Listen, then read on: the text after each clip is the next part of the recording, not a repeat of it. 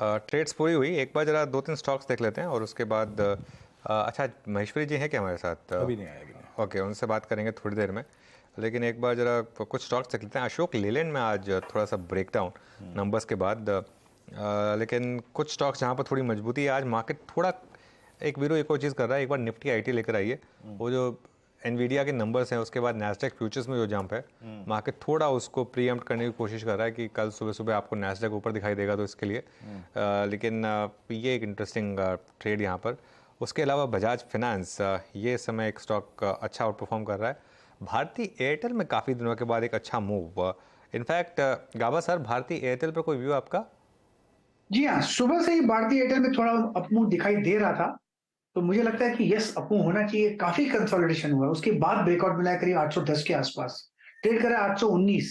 मेरे ख्याल से ये 850 तक जाना चाहिए, बट नियर टर्म में टारगेट होगा 835, 835 का ले सकते हैं। स्टॉप होगा 815 का, टाइट स्टॉप है, बस उतना ही जरूरी है। लेकिन पैटर्न के हिसाब से एक अपमूव मिलना चाहिए भारतीय एयरटेल।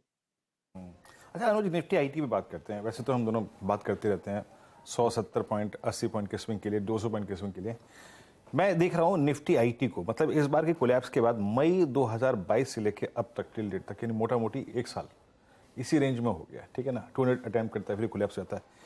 इससे बड़ा इतना टाइम इस इंडेक्स ने मेरे ख्याल से 15,000 की ट्रेजेक्टरी में पूरे ट्रंप काल में बिताया था। उसके बाद एक कोविड का डिप और उसके बाद एक हिस्टोरिकल रैली। क्या वैल्यू बायर का जोन हुआ ये, या फिर अभी जो डेट सीलिंग की बात चल रही है यूएस में, अभी एक झटका लग सकता है?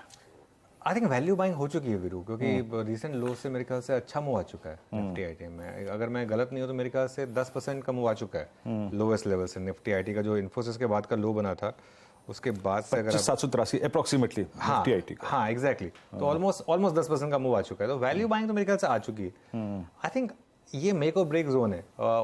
यहाँ पर आकर 2-3 बार अटके हम 200 डे मूविंग एवरेज के आसपास, और फिर वो इन्फोसिस के रिजल्ट से पहले वाला लो। मेरे ख्याल से आईटी में एक लास्ट डे अभी भी बाकी है।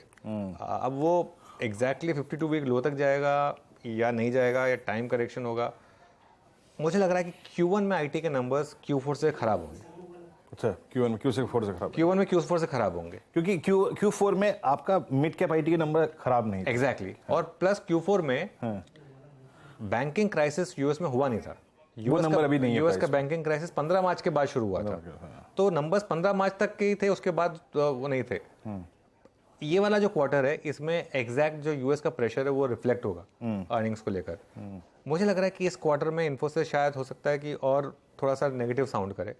वहां मुझे लग रहा है कि एक लॉन्ग टर्म बॉटम बनेगा आईटी कंपनियों का। देखिए, एग्जैक्ट बॉटम तो कोई नहीं पकड़ पाएगा। ये हमने पिछली बार भी कहा था कि अगर आपको लेना है कुछ तो अभी ले लीजिए। अगर वो रिविजिट करेगा उन लोज को तो आप और ऐड कर लीजिएगा। एक चीज है इन्फोसिस में, जैसे 1297 है, रिजल्ट डे का लो था 1185, मुझे अच्छे से याद है अब तक।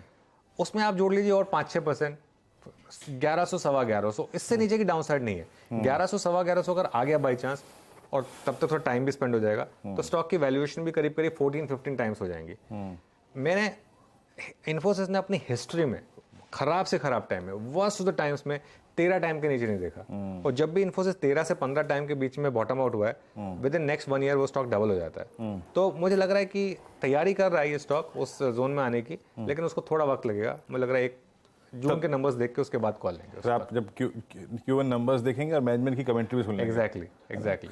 मानस, एक ट्रेड व्यू तो हम लेते रहते हैं, लेकिन इस इंडेक्स पे आपका व्यू बन रहा है। एक बार जरा मंथली चार्ट्स पे अपने निफ्टी आईटी के चार्ट्स को कन्वर्ट कीजिएगा प्लीज। और लास्ट मंथ की लोअर शेडो, उसके बाद सितंबर की लोअर शेडो, उसके बाद जून की लोअर शेडो, और उसके बाद जुलाई की लोअर शेडो।